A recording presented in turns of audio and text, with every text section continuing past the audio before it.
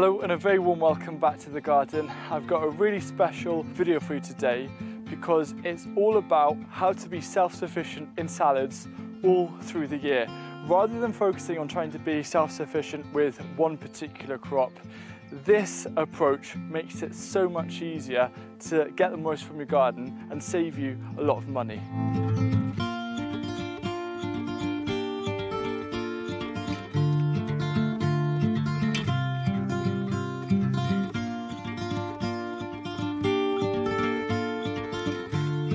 So firstly, a salad doesn't have to include lettuce in it. To paraphrase the Oxford Dictionary's definition of salad, it's a mix of either raw or cooked vegetables as a cold dish that is seasoned with either oil, vinegar, or another sort of dressing. Salad, the word itself, is a very broad description of something. It's all-encompassing, just like a soup.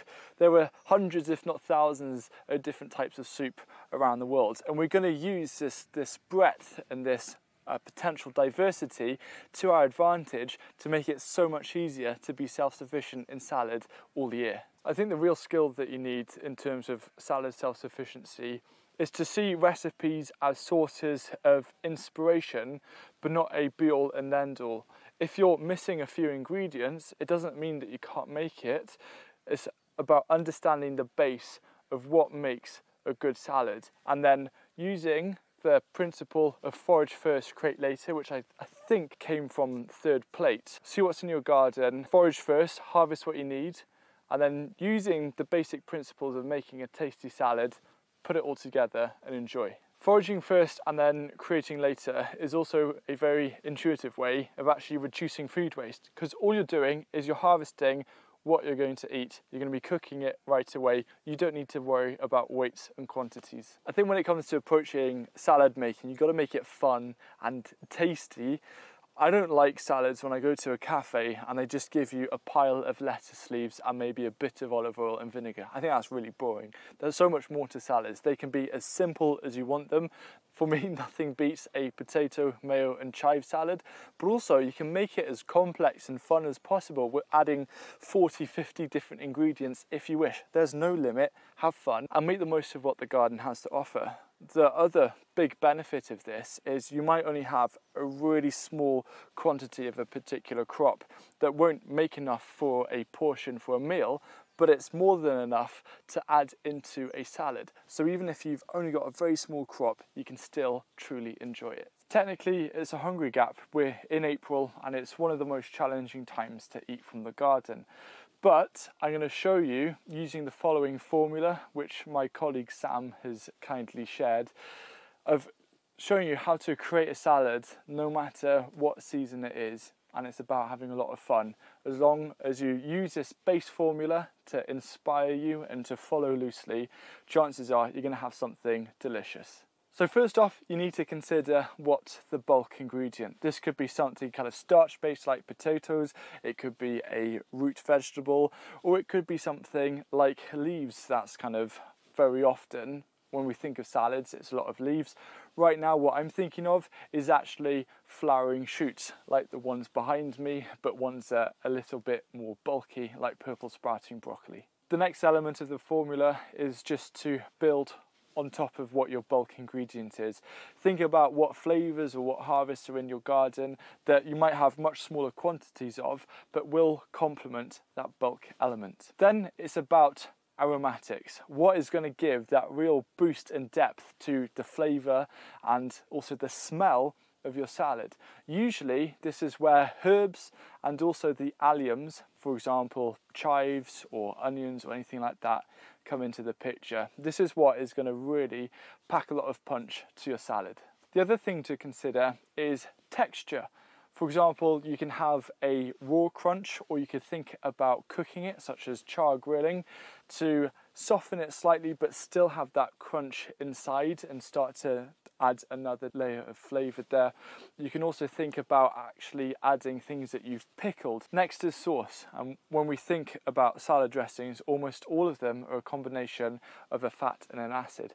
For example, olive oil and then apple cider vinegar. Another example is actually mayonnaise and yogurt. And focusing more on the fat side, fats hold aromatic compounds. So if you're thinking about the aromatics that you want to add in, whether it's something like alliums or herbs, often mixing these into the dressing is one of the best ways to boost the aromatics and really capture and carry that flavour throughout the salad. And the final slightly optional part of this formula is about adding a bit of colour or a bit of magic. This usually means things such as edible flowers. They're not so much going to affect the flavour, they're more going to affect how visually stunning it is. And if you've got some edible flowers out there, add them on top of the salad and it just brings a little bit of magic to finish it off. So this very much links into what I've been saying about growing for flavour over productivity.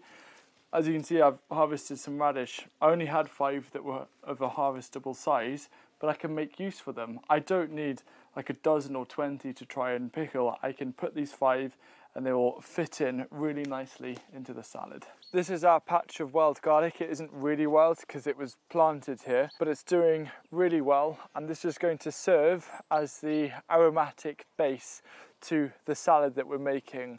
It's got such a lovely taste. And because it's growing and it's a fantastic crop for the Hungry Gap, it absolutely deserves a place in the salad. So using the formula for creating a salad, here's what I made using what's available in the garden and really trying to celebrate the purple sprouting broccoli by char grilling it.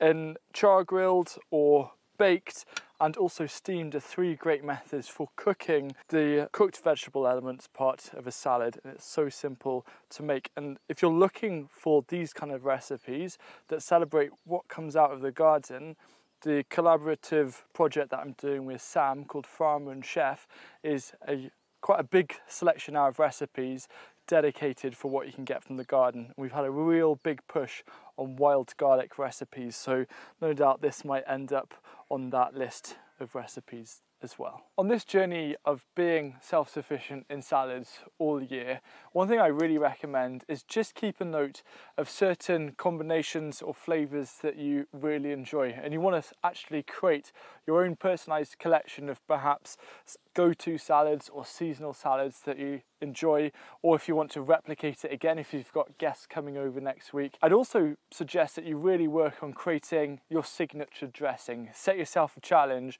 of creating some kind of dressing that you could maybe swap out the main aromatics, but just have fun with really making this about what suits you and your taste buds. The only real investment I can think of in order to help aid self-sufficiency in salads is some kind of undercover growing. You don't need to have a polytunnel hoop house or greenhouse. You could get something like a smaller grow house or a cold frame just to grow particular things that might not be quite as hardy. But failing that, there's a lot that you can grow to eat and enjoy over winter in the Hungry Gap. And this video here is going to give you 15 different crops to sow around this time of year to enjoy during basically the off season.